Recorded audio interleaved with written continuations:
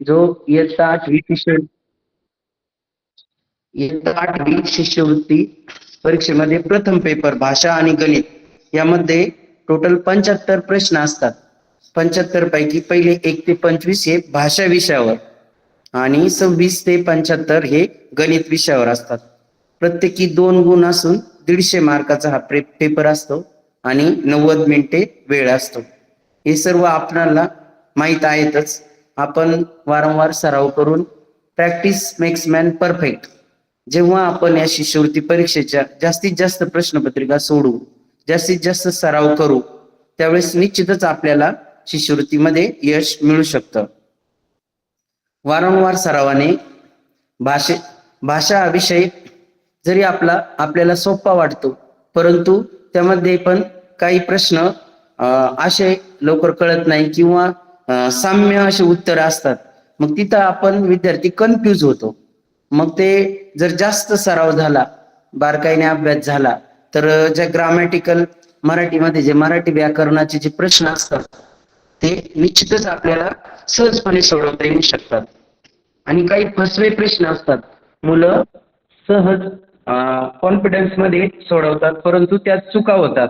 त्यासाठी आपण एकदम बारकाईने ते प्रश्न सोडवलेले पाहिजे. तर आपण सुरुवात करूया. पहा, 2021 मध्ये जी मे 2021 ला इयत्ता 8वीची पूर्व माध्यमिक शिष्यवृत्ती परीक्षामध्ये पहिला पेपर होता. त्याची जी भाषेची प्रश्नपत्रिका होती ती आपण आज इथे सोडून घेणार आहोत. पहा, प्रश्न 1 ते 3 साठी एक कविता दिलेली. पहा, पुढील कविता काळजीपूर्वक वाचा. त्याखाली विचारलेल्या प्रश्नांच्या उत्तरांचा पर्याय निवडा. पहा, मी एकदा कविता वाचतो. आपण सर्व विद्यार्थ्यांनी बारकाईने कविता पाहिजे आहे. पहा, ऐका. सांडून सारा पसारा मी मनाने दूर जाते, दूरच्या एकांतरानी एक साधे गीत गाते. गरत त्या राणी वाहती धुंद वेड्या पायवाटा, वल्लरी ओथंबलेल्या निर्झरीच्या संत काठा. संगती त्यांच्या जळासी बिंब माझे मी पाहते, दूरच्या एकांतरानी एक साधे गीत गाते. पश्चिमेच्या अंगरागे केशराची सांज रंगे, सांज शिनल्या पाखरांना कोटराचा वेध लागे. एक वेड्या पाखराशी मी मनाने एक होते, दूरच्या एकांतरानी एक साधे गीत गाते. घोष पुष्पांचे निळ्या आवेगुनी बाहूत घेते, रंगगंधाच्या सवे त्या रंग होते गंध होते. शिंपला होता दिशांचा मी मिटूनी त्यात जाते, दूरच्या एकांत रात्री एक साधे गीत गाते. भूत भावी वर्तमानी भिन्नता तेथे न राही, ओघ सारे एक होती गूढ काळाच्या प्रवाही. दोन माझ्या पावलांशी दूरचे आभाळ येते, दूरच्या एकांत रात्री एक साधे गीत गाते. पहा विद्यार्थी मित्रांनो, आपण ही कविता वाचलेली आहे. कविता वाचून ती बारकाईने वाचायची आणि तिचा आशय समजून घ्यायचा आहे. आशय समजल्यानंतर कवितेच्या खाली दिलेले 3 प्रश्न ते आपल्याला सोडवायचे आहे. पहा, पहिला प्रश्न आहे, कवयित्रीला कोणाची सोबत मिळाली आहे? खाली 3 पर्याय दिलेले आहे. अ, वाहणारी पायवाट, ब, नदी, क, वेली. त्यापैकी 4 ऑप्शन आहे. पहा खाली, फक्त अ बरोबर म्हणजे वाहणारी पायवाट तेच बरोबर. दुसरा ऑप्शन आहे ब आणि क बरोबर म्हणजे नदी आणि वेली हे 2 पर्याय बरोबर. तिसरा ऑप्शन आहे पहा, अ आणि ब बरोबर, वाहणारी पायवाट आणि नदी बरोबर. आणि चौथा ऑप्शन आहे अ आणि क बरोबर. पहा, विचार करा कोणता ऑप्शन बरोबर वाटतोय तुम्हाला. बारकाईने अभ्यास करायचा आहे. पहा,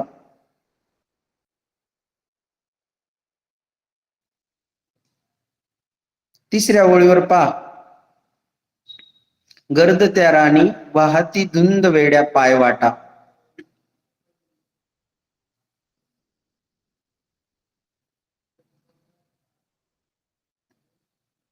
नदीचा उल्लेख आलेला दिसतो का कुठं कवितेमध्ये? नदी निर्झराचा उल्लेख आलेला आहे, नदीचा उल्लेख दिसत नाही पहा कवितेमध्ये. त्यानंतर वेली, वेलीचा आहे का उल्लेख पहा कवितेमध्ये?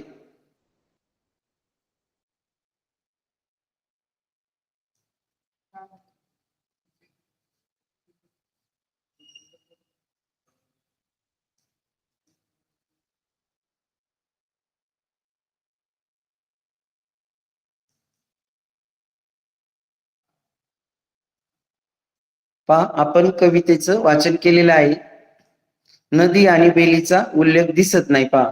वाहणारी पायवाट याची सोबत कवित्रीला मिळालेली आहे, म्हणजे फक्त अ बरोबर, पर्याय क्रमांक 1 फक्त अ बरोबर. त्यानंतर दुसरा प्रश्न आहे पहा,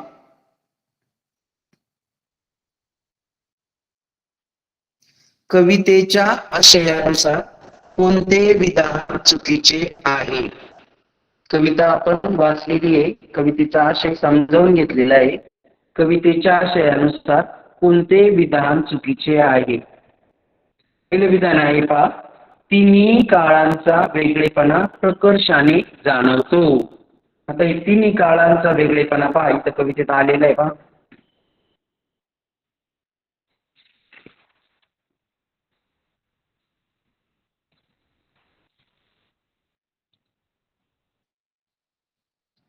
भूत भावी वर्तमानी पाह्या, शेवटच्या पॅरेग्राफ मध्ये भूत भावी वर्तमानी भिन्नता तेथे न राही, तिन्ही काळाचा उल्लेख आलेला आहे पहा तिथे. त्यानंतर दुसरं आहे, कवयित्री पाण्यात स्वतःला न्याहाळत आहे पहा.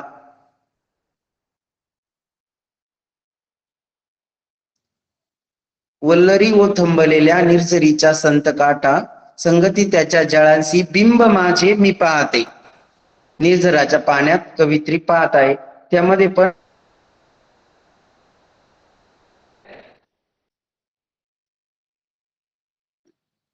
तिसरं, सूर्य मावळतीला कललेला आहे पहा.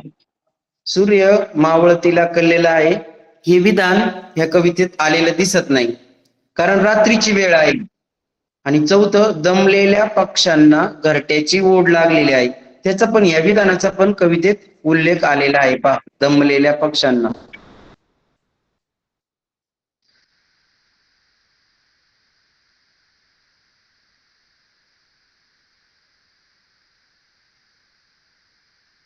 कोटराचा वेध लागे,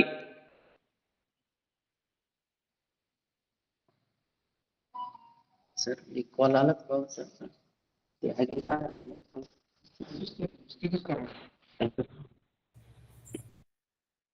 ते बरं पहा. तिन्ही काळांचा वेगळेपणा प्रकर्षण असतो हे त्या कवितेत आलेलं आहे. कवित्री पाण्यात दमलेल्या हे विधान पण आलेलं आहे, म्हणजे चुकीचं विधान कोणतं आहे? फक्त सूर्य मावळतीला कललेलं आहे, म्हणजे 3 नंबरचा पर्याय आपल्याला उत्तर घ्यायचं आहे. तिसरा प्रश्न आहे पहा, कवयित्रीने कोणती गोष्ट गोळा केली आहे? पर्याय 1 रंग, पर्याय 2 फुले, पर्याय 3 गंध आणि पर्याय 4 शिंपले. विचार करा पहा. असं लोकांना तुम्ही असं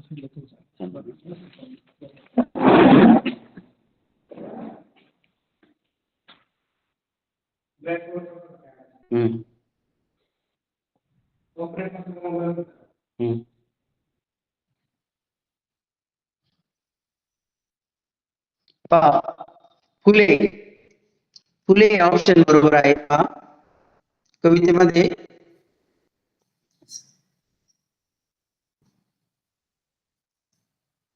सर एक मिनिट हे काढा, हे काढा ना.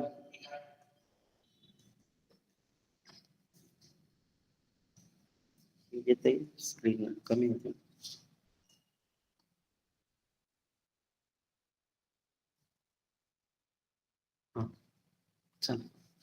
पहा फुले ऑप्शन कवितेमध्ये आलेले आहे पहा, कुठे फुले?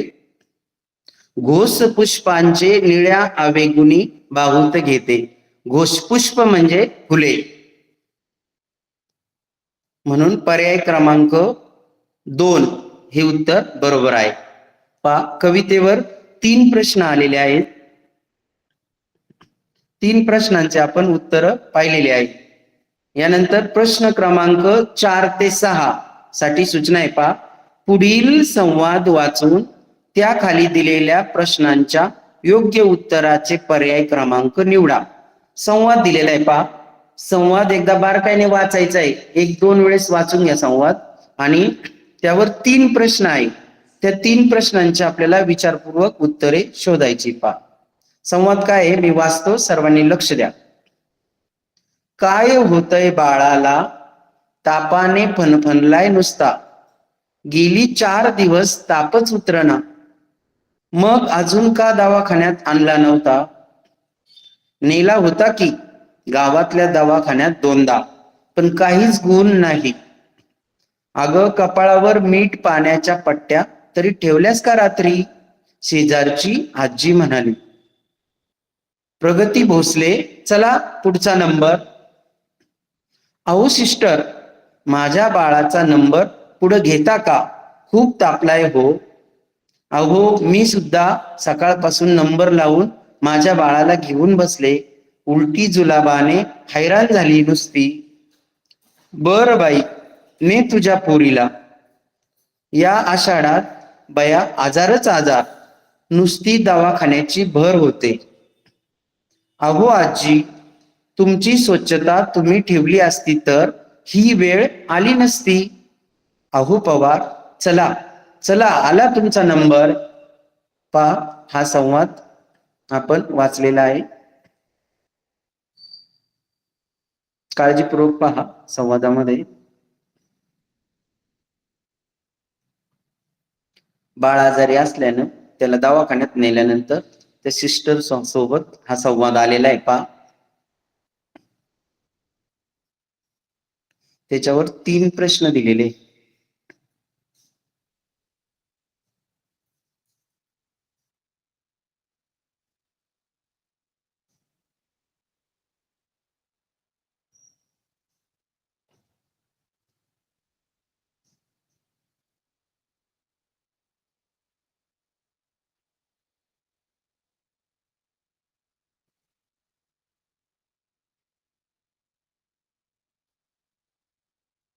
पहा, आता संवादाचं आपण वाचन केलेलं आहे. त्यानंतर संवादावर आलेला प्रश्न पहिला पहा, 4 नंबरचा. वरील संवाद कोणत्या ऋतूत झाला असावा? ऑप्शन 1 उन्हाळा, ऑप्शन 2 हिवाळा, ऑप्शन 3 पावसाळा आणि ऑप्शन 4 शिशिर. पहा, 3 मुख्य ऋतू दिलेले आहे आणि चौथा ऑप्शन उपऋतू दिलेला आहे. पहा, तर आपण पहा त्या संवादामध्ये निरीक्षण करा, ऋतू संदर्भात कोणतं एखादं वाक्य आलेलं आहे का? पहा,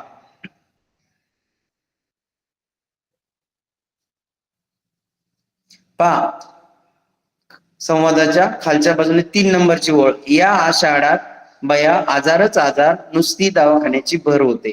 आषाढ महिन्याचा उल्लेख आलेला आहे. मग आषाढ महिना हा कोणत्या ऋतूत असतो? आषाढ मराठी महिना कोणत्या ऋतूत असतो? पहा, जून जुलैच्या दरम्यान कोणता ऋतू असतो? तर पावसाळा. म्हणून प्रश्न नंबर 4 चं उत्तर आहे पर्याय क्रमांक 3 पावसाळा. पुढचा 5वा प्रश्न पहा काय आहे. वरील संवाद झाला त्या ठिकाणी किती व्यक्ती असाव्यात? पर्याय 1 4, पर्याय 2 6, पर्याय 3 5 आणि पर्याय 4 निश्चित सांगता येणार नाही. पहा संवाद, पहा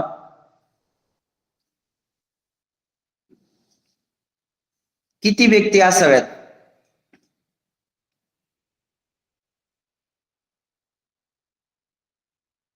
संवादामध्ये पहा, बाळाची आई, शेजारची आजी,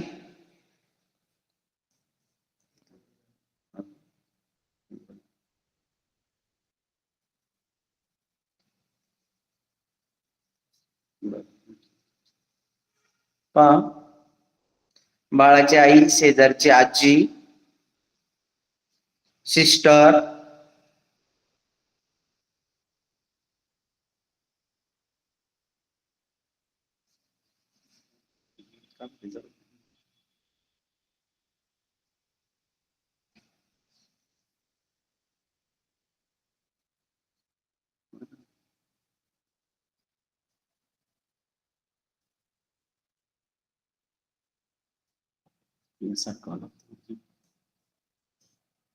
पहा बाळाची आई, शेजारची आजी, सिस्टर आणि शेजारी एक मागचं पेशंट होतं पहा. असं चार यांचा संवाद, चार चार व्यक्ती आलेल्या असाव्यात पहा या संवादामध्ये. म्हणजे पर्याय क्रमांक 1 पहा, पर्याय क्रमांक 1. त्यानंतर 6वा प्रश्न आहे पहा, संवादात आलेल्या गुण येणे या वाक्प्रचाराचा योग्य अर्थ कोणता? खाली 4 पर्याय पहा. पर्याय क्रमांक 1 प्राप्तांक मिळवणे, पर्याय क्रमांक 2 पर्याय क्रमांक 3 कला जोपासणे आणि पर्याय क्रमांक 4 पर्याय नसणे. असे 4 पर्याय दिलेले पहा. गुण येणे, गुण येण्याचा अर्थ काय असतो? आपण जेव्हा आजारी असतो, दवाखान्यात जातो, तेव्हा त्या दवाखान्याकडे डॉक्टरांकडून आपल्याला योग्य ते उपचार होतात आणि आपल्याला फरक वाटतो, बरं वाटतं त्या आजारा.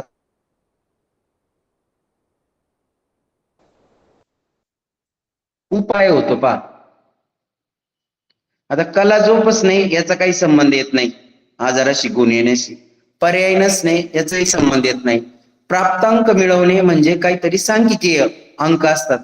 मग आजारात आपल्याला गुण येणे याचा प्राप्तांकाशी पण संबंध येत नाही. उपाय होणे पहा, म्हणजे आजारातून आपण बरं होतो. आपला जो आजार आहे तो डॉक्टरांकडे गेल्यानंतर त्याच्यावर योग्य तो उपचार होऊन आपल्याला फरक पडतो, म्हणजे आपल्या त्या आजारावर उपाय होतो. उपाय होणे म्हणजे 2 नंबरचा हा पर्याय बरोबर आहे पहा, गुण येण्याचा. त्यानंतर पुढचा प्रश्न आहे पहा 7वा. 2 सुंदर वस्तूंमधील साम्य ओळखणे कठीण काम होते या वाक्यात कोणत्या शब्दाचा विरुद्धार्थी शब्द आलेला नाही? पहा वाक्य पुन्हा एकदा पहा. 2 सुंदर वस्तूंमधील साम्य ओळखणे कठीण काम होते. वाक्य सर्वांनी पाहिले पहा, वाचलं वाक्य सर्वांनी? तर पहा 4 ऑप्शन दिलेले. पहिला ऑप्शन काय आहे? 1 नंबर कुरूप. आता प्रश्न काय पहा बरं का, प्रश्न कधी कधी आपण बारकाईने वाचत नाही. नकारार्थी प्रश्न असतो कसा, होकारार्थी, ते आपण पाहत नाही आणि आपण प्रश्न बारकाईने न वाचल्यामुळं आपले उत्तर चुकते. तुम्हाला येत असून देखील तुमच्या चुका होतात, असं बऱ्याच वेळा होतं घाईघाईमध्ये. त्यामुळं प्रश्न वाचताना बारकाईने वाचायचा. यात काय विचारलेलं आहे पहा, कोणत्या शब्दाचा विरुद्धार्थी शब्द आलेला नाही? म्हणजे 3 शब्दांचे विरुद्धार्थी शब्द या वाक्यात आलेले आहे आणि एक असा शब्द आहे की त्याचा विरुद्धार्थी शब्द या वाक्यामध्ये आलेला नाही. मग शोधा बरं. पहिला जो पर्याय आहे कुरूप. कुरूपच्या विरुद्धार्थी काय रे? कुरूपच्या विरुद्धार्थी सुंदर. मग सुंदर या वाक्यात आलेला आहे की नाही पहा, 2 नंबरला तो शब्द आलेला आहे. नंतर दुसरा पर्याय आहे भेद. भेदच्या विरुद्धार्थी काय रे मुलांनो? भेदच्या विरुद्धार्थी साम्य. मग साम्य या वाक्यात शब्द आलेला आहे. त्यानंतर तिसरा पर्याय पहा सोपे. सोपेच्या विरुद्धार्थी काय? तर कठीण. आणि कठीण हा शब्द देखील या वाक्यात आलेला आहे. मग चौथा पर्याय राहिलेला आहे पारक. पारकच्या विरुद्धार्थी शब्द या वाक्यामध्ये आलेला नाही. म्हणजे पर्याय क्रमांक 4 हे उत्तर बरोबर. आलं लक्षात? यानंतर पुढचा प्रश्न. 8वा, पुढील पैकी अशुद्ध शब्द कोणते? पहा, 2 अचूक पर्याय, हे पण बारकाईने पाहिजे. पहा, उत्तर एक विचारलेलं आहे, एक पर्याय विचारलेला आहे की 2 पर्याय विचारलेले आहे. ज्या ठिकाणी 2 अचूक पर्याय विचारलेले असतात त्या ठिकाणी आपल्याला 2 उत्तर शोधून 2 OMR शीट मध्ये 2 गोल रंगवायचे असतात. जर 2 उत्तर लिहिले तरच तुम्हाला मार्क मिळतील, अन्यथा एक जर उत्तर बरोबर जरी असलं तरी ते तुमचं उत्तर चुकीचं ग्राह्य धरण्यात येतं. त्यामुळे 2 अचूक पर्याय निवडायचे. पहा, आपल्याला पुढील पैकी अशुद्ध शब्द कोणता? आता पहा, पर्याय 2 परिवर्तन हा बरोबर वाटतोय. पहा, शुद्ध वाटतो तो. व्याकरणाच्या दृष्टिकोनातून जर पाहिलं तर परिवर्तन हा शब्द बरोबर आहे. आणि चौथा, गुरुवर्य, गुरुवर्य हा शब्द देखील बरोबर आहे. पहा, गला पहिला उकार आहे आणि रू पण बरोबर आहे, रे पण बरोबर आहे. मग राहिले 1 नंबर आणि 3 नंबर सुरुवातीचे पर्याय. पहा, स्मृती दिन, तला कोणती वेलांटी पाहिजे बरं? कोणती अपेक्षित आहे आपल्याला? तला स्मृती दिन म्हणजे ह्रस्व आहे, तला पहिली वेलांटी पाहिजे. म्हणजे पहिला 1 नंबरचा जो स्मृती दिन आहे हा अशुद्ध शब्द आहे. त्यानंतर दैन्यरहित, रहित, रहित हला पण पहिली वेलांटी पाहिजे. त्यामुळं दैन्यरहित हा शब्द देखील अशुद्ध आहे. म्हणजे पर्याय क्रमांक 1 आणि पर्याय क्रमांक 3 हे 2 अचूक पर्याय आहेत. म्हणजे 1 नंबर आणि 3 नंबरचा गोल रंगवायचा. आलं लक्षात? यानंतर पुढचा प्रश्न पहा, 9वा, सदावर्त सुरू करणारे सहोदर हे साक्षर व स्वावलंबी होते. पुढील कोणत्या पर्यायातील अर्थाचा शब्द वरील वाक्यात आलेला नाही? पुन्हा एकदा ते वाक्य पहा. सदावर्त सुरू करणारे सहोदर हे साक्षर व स्वावलंबी होते. पुढील कोणत्या पर्यायातील अर्थाचा शब्द वरील वाक्यात आलेला नाही? पहिला पर्याय काय पहा मुलांनो, एकाच आईच्या पोटी जन्मलेले. आता एकाच आईच्या पोटी जन्मलेले म्हणजे काय आलं रे? सहोदर. एकाच उदरातून जन्म झालेले म्हणजे एकाच आईच्या पोटी जन्मलेले सहोदर. त्यानंतर मोफत जेवण मिळण्याचे ठिकाण, त्याला काय म्हणतात? ज्या ठिकाणी आपल्याला मोफत जेवण मिळतं, सदावर्त. त्यानंतर लिहिणे, 4 नंबरचा पर्याय पहा, लिहिणे व वाचणे येत नसलेला. साक्षर पहा, साक्षर निरक्षर पहा, त्याचा पण पर्याय आलेला आहे. येत असलेला साक्षर, ज्याला लिहायला आणि वाचायला येतं त्याला आपण काय म्हणतो? साक्षर. ते साक्षर पण शब्द आलेला आहे पहा वरील वाक्यात. मग राहिला काय? पर्याय नंबर 3, सर्व समाजात समता नांदावी असे म्हणणारा. तो पर्याय, त्याचा जो शब्द आहे तो वरील वाक्यात आलेला नाही. म्हणजे पर्याय 1, 2 आणि पर्याय 3 हे तिन्ही पर्यायांचे शब्द वरील वाक्यात आलेले आहे. 1, 2 आणि 4, पर्याय 1, 2 आणि 4 तिन्ही पर्यायांचे शब्द वाक्यात आलेले आहे. फक्त पर्याय क्रमांक 3, सर्व समाजात समता नांदावी असे म्हणणारा, त्या पर्यायाचा जो शब्द आहे तो वाक्यात आलेला नाही. म्हणजे उत्तर पर्याय क्रमांक 3. आलं का लक्षात सर्वांच्या? यानंतर पुढचा प्रश्न 10वा.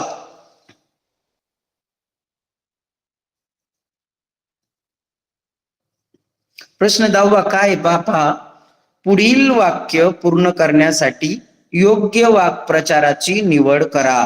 वाक्य दिलेलं आहे पहा आणि 4 पर्याय दिलेले वाक्प्रचारांचे.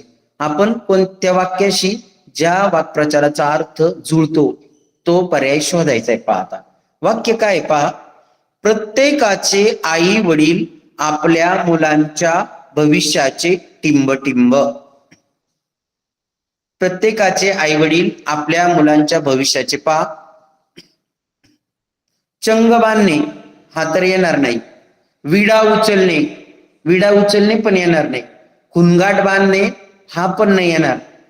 मग पर्याय क्रमांक 1 पहा, आडाखे बांधणे. आडाखे बांधणे याचा अर्थ आपल्या लक्षात आला असेल, अंदाज घेणे. प्रत्येक आई वडील आपल्या मुलाच्या भविष्याचा अंदाज त्यांना असतो. आपला मुलगा डॉक्टर होईल, इंजिनियर होईल, वकील होईल किंवा एखादा सिव्हिल अधिकारी होईल, असं प्रत्येक आई वडिलांना अंदाज असतो. परंतु मुलाची चॉईस ही वेगळी असते. जरी आई वडिलांना वाटलं माझा मुलगा डॉक्टर व्हावा, तर कदाचित त्या मुलाला वाटतं मी इंजिनियर व्हावं, त्याचं मॅथ चांगलं असतं, त्याला अभियांत्रिकी क्षेत्रामध्ये आवड असते, मग तो इंजिनियरही होऊ शकतो. म्हणजे आई वडील आपल्या मुलांच्या भविष्याचे आडाखे बांधतात. आई वडिलांची इच्छा असते हे मुलांनी हे करावं ते करावं, म्हणजे आडाखे झाले. म्हणजे पर्याय क्रमांक 1 हा बरोबर आहे वाक्प्रचार. आलं लक्षात? यानंतर पुढचा प्रश्न 11वा. पुढील पैकी अर्थाच्या दृष्टीने विसंगत म्हण कोणती? विसंगत म्हण कोणती? पहा, अर्थाच्या दृष्टीने 4 म्हणी दिलेले आहे. पहा, पहिली म्हणे डोळ्यात केर कानात फुंकर. दुसरी म्हणे लेकी बोले सुने लागे. तिसरी म्हणे मानेवर गळू आणि पायाला आळू. चौथी म्हणे आक रामेश्वरी बंब सोमेश्वरी. पहा, 4 म्हणी दिलेल्या आहे आणि प्रश्न काय? पहा, पुढील पैकी अर्थाच्या दृष्टीने विसंगत, म्हणजे अर्थ विसंगत आहे. 3 म्हणींचा अर्थ सिमिलर असेल आणि एका म्हणीचा अर्थ विसंगत आहे. मग ती म्हण कोणती ते आपल्याला शोधायचंय. पहा, डोळ्यात केर व कानात फुंकर याचा अर्थ काय? पहा, इशारा देणे, सावध करणे. त्यानंतर मानेवर गळू आणि पायाला आळू याचा अर्थ काय? सर्व बाजूंनी अडचणी येणे. त्यानंतर आग रामेश्वरी आणि बंब सोमेश्वरी याचा अर्थ काय? छोटी गोष्ट मोठी होणे, म्हणजे वाद वाढत जाणे. परंतु 2 नंबरचा पर्याय पहा, लेकी बोले सुने लागे याचा अर्थ काय होतो? एकाच्या बोलण्याचा चुकीचा विपर्यास होऊन भांडण वा मतभेद होणे. म्हणजे लेकी बोले सुने लागे अर्थाचा विचार केला तर ही पर्याय क्रमांक 2 ची जी म्हण आहे ती विसंगत वाटते. पहा, त्यामुळं अचूक उत्तर आहे पर्याय क्रमांक 2, लेकी बोले सुने लागे. यानंतर पुढचा प्रश्न 12वा. पुढील पैकी गुजराती भाषेतील शब्द कोणता? पहा, गुजराती भाषेतील शब्द कोणता आहे?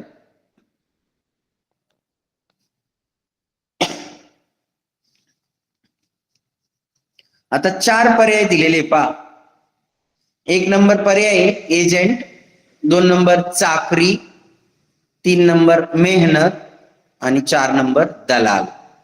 4 शब्द दिलेले. पहा, गुजराती भाषेतून आपल्या मराठी भाषेत आलेला शब्द जो आपण वापरतो दैनंदिन व्यवहारात, असा शब्द आपल्याला ओळखायचा आहे. पहा, आता पहिला शब्द आहे एजंट. एजंट हा शब्द कोणत्या भाषेतून आलेला आहे असं वाटतंय आपल्याला? पहा, एजंट, एजंट हा शब्द इंग्रजी भाषेतून आलेला आहे. पहा, आपल्या लक्षात आलं असेल, एजंट हा शब्द इंग्रजी भाषेतून आलेला आहे. त्यानंतर मेहनत, मेहनत हा शब्द पारशी अरबी भाषेतून आलेला आहे. पहा, पारशी भाषेत अरबी भाषेत मेहनत हा शब्द वापरला जातो, तो आपल्या मराठी भाषेत आलेला आहे. त्यानंतर दलाल, दलाल हा शब्द पण पारशी फारसी आणि अरबी भाषेतून आलेला आहे. पहा, दलाल शब्द पण फारसी आणि अरबी भाषेत वापरला जातो. मग राहिला पर्याय नंबर 2 चाकरी. चाकरी हा शब्द गुजराती भाषेतून आलेला आहे. पहा, चाकरी म्हणजे नोकरी या अर्थाने आपण वापरतो, काहीतरी कामधंदा करणे, नोकरी करणे याचा अर्थ आपण चाकरी. म्हणजे चाकरी हा शब्द गुजराती भाषेतून आलेला आहे. म्हणजे बरोबर अचूक पर्याय आहे पर्याय नंबर 2 चाकरी. त्यानंतर पुढचा प्रश्न आहे. पहा, 13 नंबर 13. ज्ञानामृत, अंतःकरण, उद्दिष्ट, हृदयंगम, सहस्राक्ष, श्रवणेंद्रिय, शृंगार, नैऋत्य, ह्रस्व या शब्दांमध्ये एकूण किती जोडाक्षरे आलेली आहे? पहा, जोडाक्षरे किती आलेली आपल्याला ते जोडाक्षरे पाहायची. पहा, 9 शब्द दिलेले. पहा, त्यांनी 9 शब्दामध्ये किती जोडाक्षर आले? जोडाक्षर आपण कशाला म्हणतो? जेव्हा 2 वर्ण एकत्र आलेले असतात त्याला आपण जोडाक्षर म्हणतो. मग शोधा बरं जोडाक्षर किती आहे. ज्ञानामृत पहिला शब्द आहे ज्ञानामृत.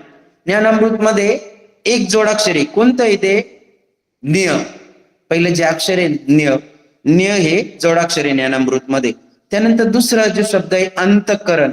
अंतःकरण मध्ये विसर्ग आलेला आहे त नंतर. विसर्ग हा काही जोडाक्षर नाही. त्यानंतर पुढचा शब्द आहे उद्दिष्ट. उद्दिष्ट मध्ये पा द च पाय मोडलेला आहे तो एक द आणि श ला ट आलेला आहे ष्ट. म्हणजे उद्दिष्ट मध्ये दोन जोडाक्षर आलेले. त्यानंतर हृदयंगम याच्यामध्ये पण जोडाक्षर आलेले नाही हृदयंगम. त्यानंतर सहस्राक्ष. सहस्राक्ष मध्ये स्रा आणि क्ष. क्ष जरी तुम्हाला सिंगल वर्ण वाटत असला तर त्याच्यात क आणि क्ष असा दोन्हींचा संयोग झालेला असतो. दोन वर्ण आलेले असतात त्यामुळं क्ष ज्ञ हे जोडाक्षर आहे लक्षात ठेवा. क्ष आणि ज्ञ म्हणजे सहस्राक्ष मध्ये स्रा आणि क्ष दोन जोडाक्षर आले. पहा बर का मोजा. श्रवणेंद्रिय. श्रवणेंद्रिय मध्ये स्र स श आणि र एकत्र आले असतात श्र ते एक जोडाक्षर आणि द च पोट फोडले द्र ते एक जोडाक्षर श्रवणेंद्रिय. त्यामध्ये पण दोन जोडाक्षर आलेले आहेत. त्यानंतर पुढचा शब्द आहे शृंगार. शृंगार मध्ये श्रु आलेला आहे श्रु. तो श्रु पण जोडाक्षर आहे पा. आणि त्याच्यानंतर पुढं नैऋत्य. आता ऋषीचा आहे ते काही जोडाक्षर नाही. तला य आलेला आहे त्य ते हे जोडाक्षर आहे पा. नैऋत्य मध्ये एक जोडाक्षर आहे. त्या पुढं ह्रस्व. र नाही पण स ला व जोडलेला आहे पा. स्व मध्ये दोन वर्ण एकत्र आलेले. स ला व जोडलेला आहे म्हणजे स्व हे जोडाक्षर आलेलं आहे. ह्रस्व मध्ये एक जोडाक्षर आलेले आहे. आता मोजा किती जोडाक्षर आलेले पा. ज्ञानामृत मध्ये एक. नंतर उद्दिष्ट मध्ये दोन. दोन आणि एक तीन. नंतर सहस्राक्ष मध्ये दोन. तीन आणि दोन पाच. नंतर श्रवणेंद्रिय मध्ये दोन. पाच आणि दोन सात. नंतर शृंगार मध्ये एक. सात आणि एक आठ. नंतर नैऋत्य मध्ये एक. आठ आणि एक 9 आणि नंतर ह्रस्व मध्ये एक. 9 आणि 1 10 जोडाक्षर आलेले त्या शब्दांमध्ये. 10 हा पर्याय नंबर 2 ला दिलेला आहे. मग पर्याय नंबर 2 हे उत्तर आहे पा. आलं लक्षात. जोडाक्षर शोधताना दोन वर्ण एकत्र आलेले असे शोधायचे जोडाक्षर आणि एकत्र करून मग पर्याय अचूक शोधायचा. त्यानंतर पुढचा प्रश्न आहे 14. प्रश्न नंबर 14.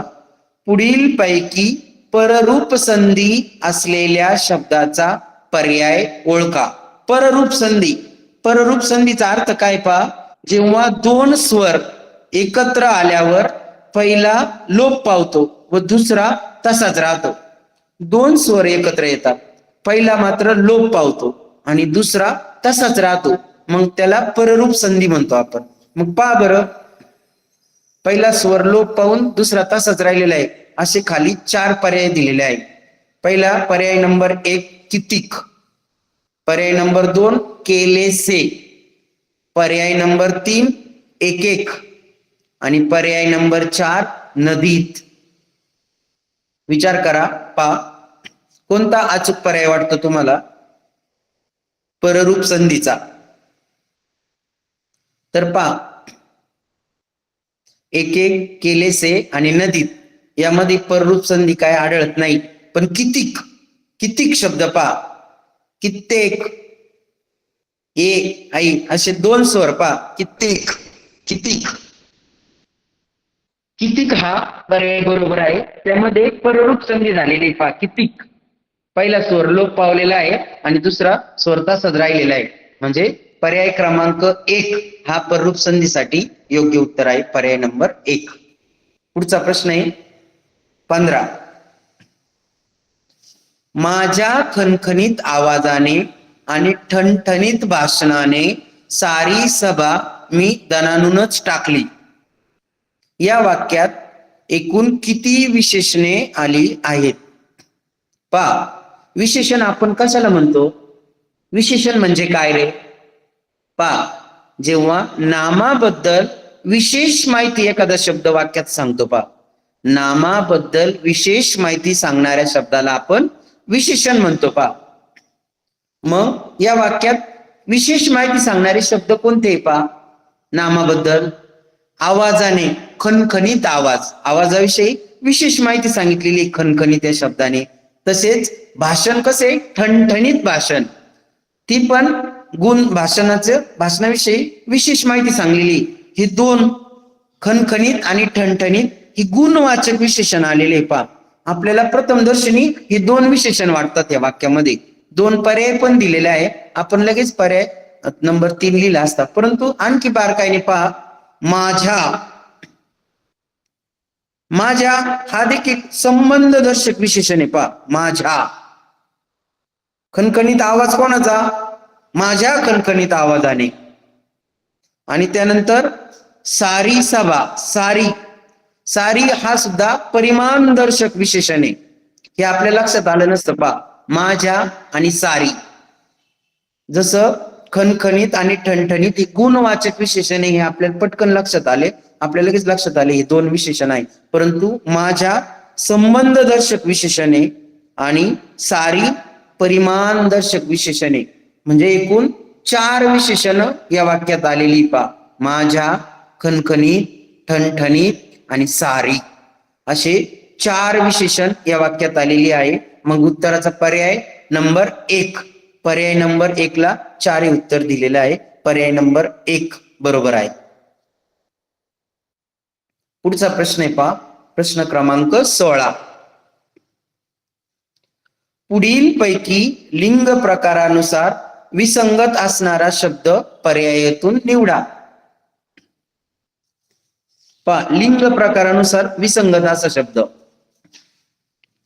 लिंग पहा, पुल्लिंग, स्त्रीलिंग, नपुंसकलिंग, ही 3 लिंग आपण ठरवतो पहा. तर त्यानुसार विसंगत असणारा शब्द ह्या पर्यायातून आपल्याला शोधायचा आहे पहा. पहिला पर्याय दिलेला आहे मळे, दुसरा पर्याय आहे डोळे, तिसरा पर्याय आहे कावळे आणि चौथा पर्याय आहे स्थळे. करा, विचार करा पहा. एक पुल्लिंग, नपुंसकलिंग आणि स्त्रीलिंग या तिन्ही लिंगाचा विचार करा आणि हे 4 पर्याय. विसंगत म्हणजे वेगळा, 3 एकाच प्रकारचे असणार पहा. खाली दिलेले 3 शब्द आहे ना, त्यांचे लिंग एकाच प्रकारचे आणि एक मात्र वेगळं विसंगत असणार आहे. विसंगत म्हणजे वेगळं. शोधा बरं. पहिला पर्याय मळे. आता मळा, तो मळा पुल्लिंग होतं आणि मळे, ते मळे नपुंसकलिंग. पहा, एक वचन आणि अनेक वचन, एक वचनामध्ये पुल्लिंग, अनेक वचनात नपुंसकलिंग. नंतर डोळे, डोळा, तो डोळा, डोळा पुल्लिंग, डोळे, ते डोळे नपुंसकलिंग. तिसरा पर्याय आहे कावळे, कावळा पुल्लिंग, कावळे नपुंसकलिंग, तो कावळा पुल्लिंग, ते कावळे नपुंसकलिंग. पहा, म्हणजे एक वचनात सर्वात पहिले 3 शब्द पुल्लिंग आहे आणि अनेक वचनामध्ये नपुंसकलिंग आहे. परंतु चौथा स्थळ, स्थळे, स्थळ, ते स्थळ, तो स्थळ म्हणतो का आपण, नाही. ते स्थळ म्हणजे नपुंसकलिंग आणि अनेक वचनात स्थळे, ते स्थळे, म्हणजे एक वचन आणि अनेक वचन दोन्ही पर्यायामध्ये नपुंसकलिंग असतं स्थळ हा शब्द. परंतु मळे, डोळे, कावळे एक वचन आणि अनेक वचन मध्ये यांच्या लिंगात बदल होतो. म्हणजे 3 एकाच प्रकारचे आणि चौथा जो पर्याय स्थळे हा वेगळ्या प्रकारचा. म्हणजे पर्याय क्रमांक 4 स्थळे हे विसंगत आहे पहा. आलं का लक्षात सर्वांच्या? त्यानंतर पुढचा प्रश्न, प्रश्न क्रमांक 17. पुढील पैकी निश्चितपणे अनेक वचनी शब्द असणारा पर्याय निवडा. निश्चितपणे अनेक वचनी शब्द असणारा पर्याय निवडा. पहा, मग एक वचन, अनेक वचन दोन्ही याच्यात ट्राय करून पहा. पहिला शब्द आहे पहा, पहिला पर्याय भरारी. एक भरारी, अनेक भरारी सारखंच राहते पहा. नंतर दुसरा आहे बासरी. एक बासरी, अनेक बासरी. नंतर चौथा पर्याय तुतारी. एक तुतारी,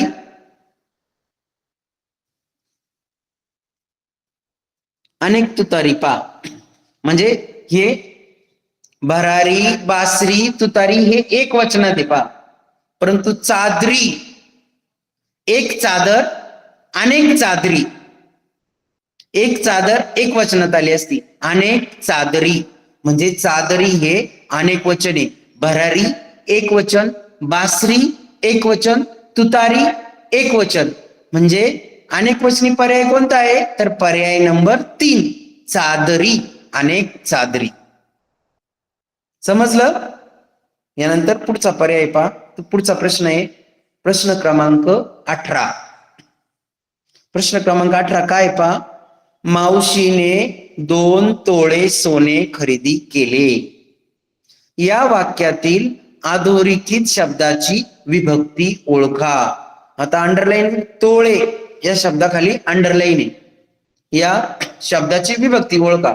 आपण विभक्ती प्रत्यय पाहिलेले पहा. प्रथमा प्रत्यय नाही, द्वितीया सलाते सलानाते, तृतीया नेयशी, चतुर्थी सलानाते, पंचमी ऊन हून, षष्टी चाची चे, सप्तमी त ई आ, अष्टमी संबोधन पा नो प्रत्यय. तर आपण हे पाहिलेले.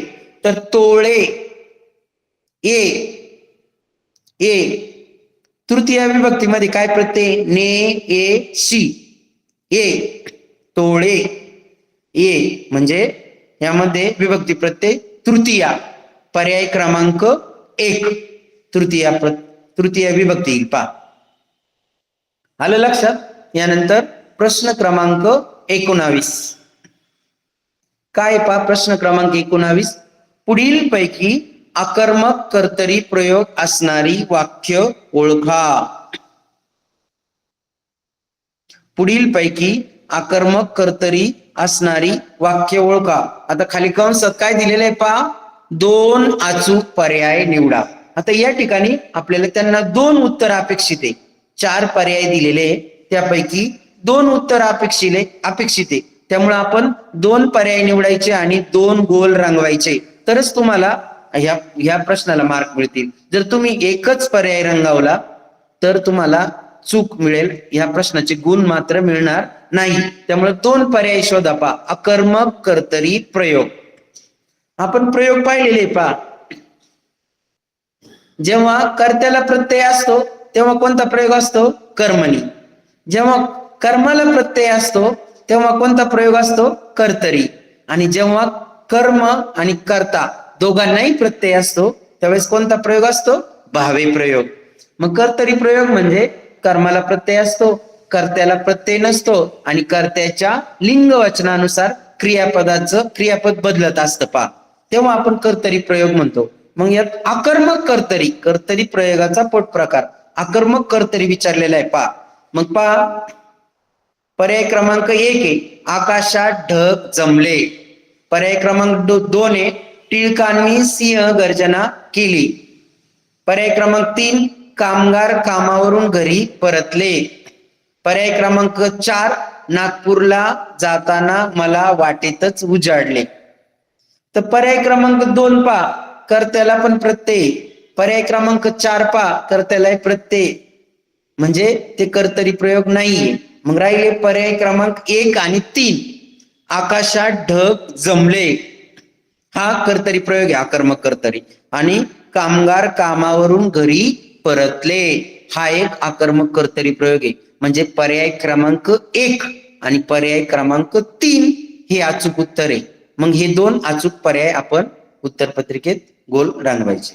पर्याय क्रमांक 1 आणि पर्याय क्रमांक 3. आलं लक्षात?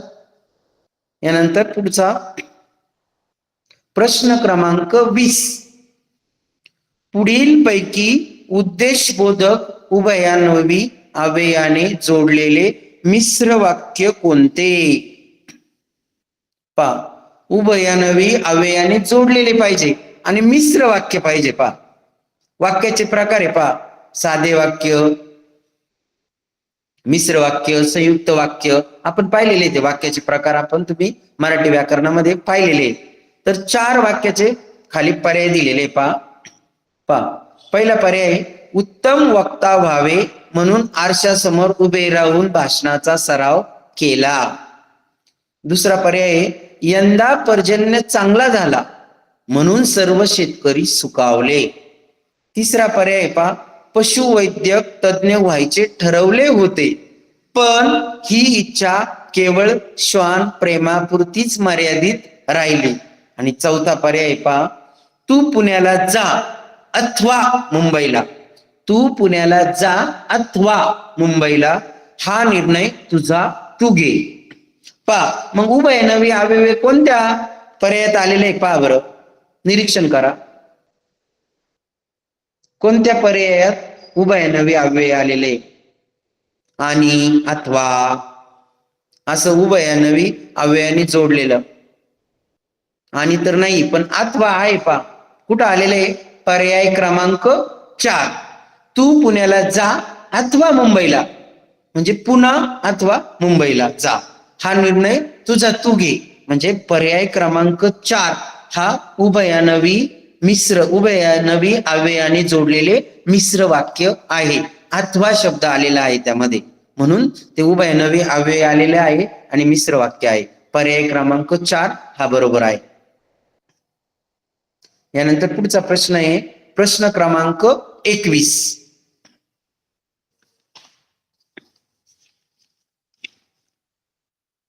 प्रश्न क्रमांक 21 मध्ये पहा, मी, भीमा, रमेश, बाळू, प्रकाश, तानाजी अशी 10-12 पोरे एकत्र यायचो. या वाक्यात एकूण किती प्रकारची विरामचिन्हे आली आहेत? पहा बर का, प्रश्न बारकाईने वाचा. किती प्रकारची विरामचिन्हे, त्यांनी किती विरामचिन्ह आलेली का असं विचारलं का? नाही, त्यांनी काय विचारलं? किती प्रकारची विरामचिन्ह आलेली आहे. मग स्वल्पविराम पहा, 1 2 3 तीन ठिकाणी स्वल्पविराम आहे, परंतु प्रकारामध्ये एकाच प्रकारात आले पहा. 3 विरामचिन्ह हे स्वल्पविराम 3 ठिकाणी आलेले आहे, परंतु प्रकार मात्र एकच आला, स्वल्पविराम. म्हणून ती 3 वेळा काउंट करायचे नाही. प्रश्न बारकाईने वाचायचे. यासाठी प्रश्न वाचताना काळजीपूर्वक वाचला तर आपल्या चुका होणार नाही. मग पहा, मी यायचो, यानंतर काय आलेलं आहे? डबल अवतरण चिन्ह आलेलं आहे पहा. ते अवतरण चिन्ह एक विरामचिन्ह झालं. त्यानंतर 3 ठिकाणी स्वल्पविराम आलेले, तो एक प्रकार झाला. स्वल्पविराम एक विरामचिन्ह म्हणजे 2 प्रकार झाले. यानंतर यायचो नंतर पूर्णविराम आलेला आहे पहा. वाक्याच्या शेवटी पूर्णविराम येतो, तो पूर्णविराम हे एक विरामचिन्ह आहे. 3 विरामचिन्ह झाले पहा. आणि नंतर 10-12 याला मध्ये डॅश आलेला आहे, त्याला आपण काय म्हणतो? संयोग चिन्ह. काय म्हणतो? संयोग चिन्ह. 10-12 म्हणजे पहा, अवतरण चिन्ह, स्वल्पविराम, संयोग चिन्ह आणि पूर्णविराम असे 4 विरामचिन्ह आलेले आहेत पहा. आणि तुम्ही स्वल्पविराम जरी 3 ठिकाणी आलेले आहे, पण प्रकार एकच आहे म्हणून ते एकच आलं. अशी 4 प्रकारची विरामचिन्ह आलेली आहे, म्हणजे पर्याय क्रमांक 3 हा बरोबर आहे. आलं लक्षात? यानंतर प्रश्न 22. पुढील पैकी बहुव्रीही समासाचे उदाहरण असलेले शब्द कोणते? 2 अचूक पर्याय निवडायचे पहा बरं का इथं पण.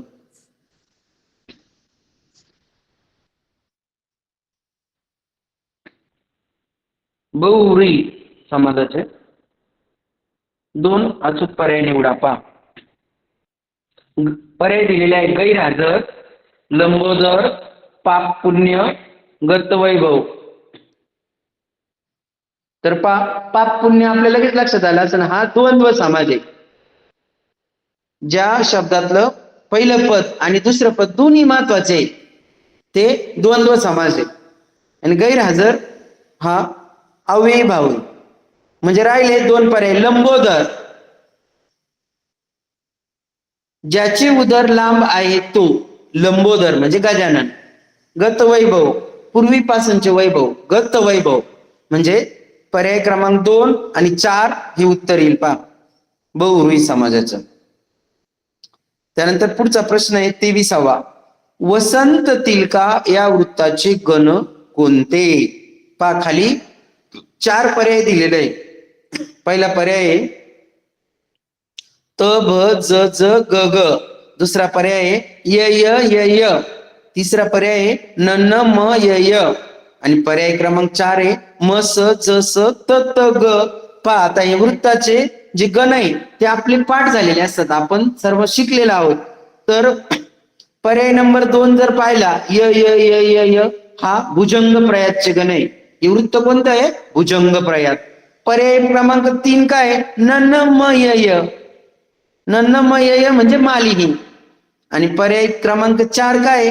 म स ज स त त ग म्हणजे शाद्रुल्य विक्रीडित. म्हणजे पर्याय क्रमांक 2, 3, 4 हे वसंतील का नाही. मग राहिला पर्याय क्रमांक 1 त ब ज ज ग ग हा मात्र वसंतील का या वृत्ताचे गण आहे. म्हणजे अचूक पर्याय पर्याय क्रमांक 1 वसंतील का. आलं लक्षात? यानंतर प्रश्न क्रमांक 24. मुद्दे आणि गुद्दे हे पुस्तक कोणी लिहिले? पहा पुस्तकाचे लेखक दिलेले 4 पर्याय. पहिला पर्याय आहे पु ल देशपांडे, दुसरा पर्याय आहे दादा धर्माधिकारी, तिसरा पर्याय आहे अनंत काणेकर आणि चौथा पर्याय आहे प्र के आत्रे. 4 पर्याय दिलेले. पहा कोणाचं याचे पुस्तक आहे विचार करा.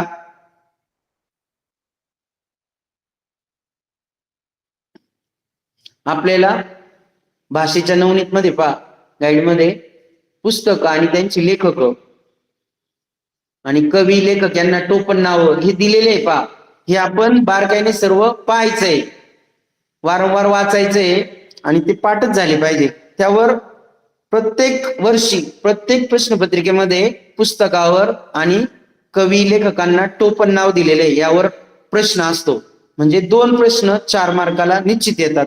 त्यासाठी आपण ते पुस्तके आणि त्याचे लेखक आणि कवी लेखक यांना टोपण नावाने ज्या टोपण नावाने आपण ओळखतो हे सर्वांनी पाठ करायचंय, त्याचा सराव करायचा आहे. म्हणजे तुमचे 2 प्रश्न म्हणजे 4 मार्क जाणार नाही. मुद्दे आणि गुद्दे हे पुस्तक कुणी लिहिलेले आहे? पहा प्र के आत्रे, प्रल्हाद केशव आत्रे यांनी लिहिलेले पुस्तक आहे. पहा म्हणजे पर्याय क्रमांक 4 हे उत्तर बरोबर आहे. पर्याय क्रमांक 4. त्यानंतर प्रश्न क्रमांक 25 आहे. पहा गोविंदाग्रज या टोपण नावाने कोणास ओळखले जाते? पहा आपण अनेक टोपण नाव कवी लेखकांना पाहिलेले आहे. पहा कुसुमाग्रज असेल, बालकवी असेल, असे जे नाव आहे ते कोणत्या लेखकाला किंवा कवीला दिलेले आहे? पहा खाली 4 पर्याय दिलेले आहे.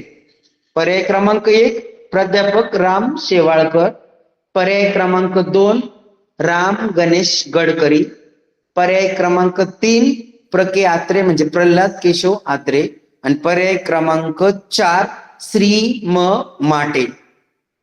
विचार करा कोणता अचूक पर्याय? पहा गोविंदाग्रज या टोपण नावाने आपण कोणास ओळखतो बरं? तर राम गणेश गडकरी यांना आपण गोविंदाग्रज या टोपण नावाने ओळखतो. त्यामुळं पर्याय क्रमांक 2 हे उत्तर बरोबर आहे. पर्याय क्रमांक 2 अचूक उत्तर. तर पहा 25 प्रश्न झालेले आहे. असे 25 प्रश्न प्रत्येकी 2 गुण म्हणजे 50 गुणासाठी भाषा या विषयाला 50 गुण असतात पेपर नंबर 1 मध्ये शिष्यवृत्तीच्या. आणि उरलेले 50 प्रश्न हे गणितावर असतात. 50 गुण 2 गुणासाठी म्हणजे 100 गुण. टोटल 150 मार्काचा पेपर क्रमांक 1 असतो भाषा व गणित. तर भाषेसाठी आपण पूर्व माध्यमिक शिष्यवृत्ती परीक्षा मे 2021 मध्ये जी 8वी ची परीक्षा झालेली होती त्यामध्ये जी प्रश्नपत्रिका होती तिच्या आपण प्रश्न क्रमांक 1 ते 25 जे भाषा विषयाचे होते ते आपण पाहिलेले आहेत. तुम्हाला नक्कीच समजलेले असतील. तर आपण थांबू. ओके, धन्यवाद.